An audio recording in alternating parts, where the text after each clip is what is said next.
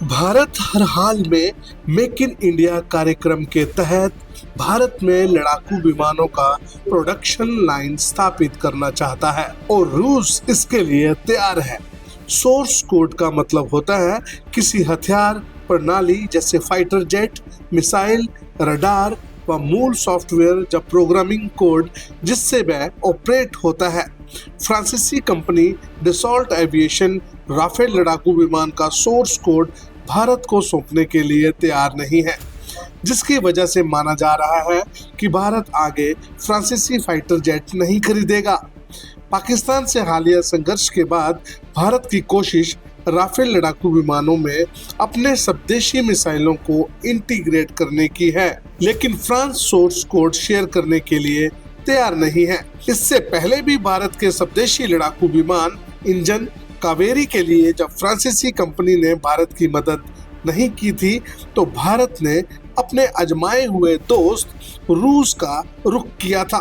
आज की तारीख में कावेरी टर्बोफैन इंजन का टेस्ट रूस में इल्यूजन 1176 एयरक्राफ्ट में लगाकर किया जा रहा है। फाइटर जेट के इंजन का टेस्ट करना बहुत मुश्किल प्रक्रिया है और उसके लिए अलग इंफ्रास्ट्रक्चर की जरूरत पड़ती है और रूस भारतीय इंजन की टेस्टिंग के लिए तैयार हो गया है। भारत में 5th जनरेशन लड़ाकू विमान बनाने के लिए तैयार है।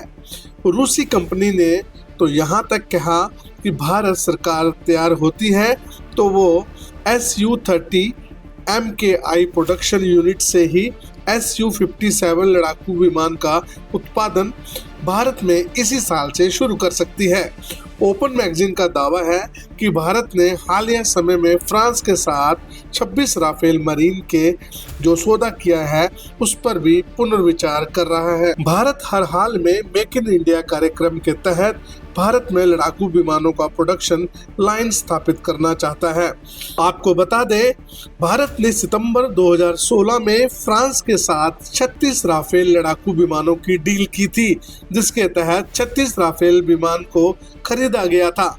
इससे फ्रांसीसी कंपनी ने भारत की जरूरतों के हिसाब से कई कस्टम फीचर शामिल किए थे।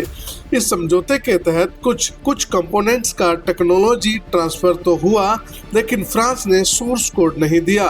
सोर्स कोड नहीं मिलने की वजह से भारत को अगर अपने स्वदेशी हथियार को राफेल में शामिल करना होगा तो उसे बार बार राफेल बनाने वाली कंपनी डसॉल्ट से बात करनी होगी।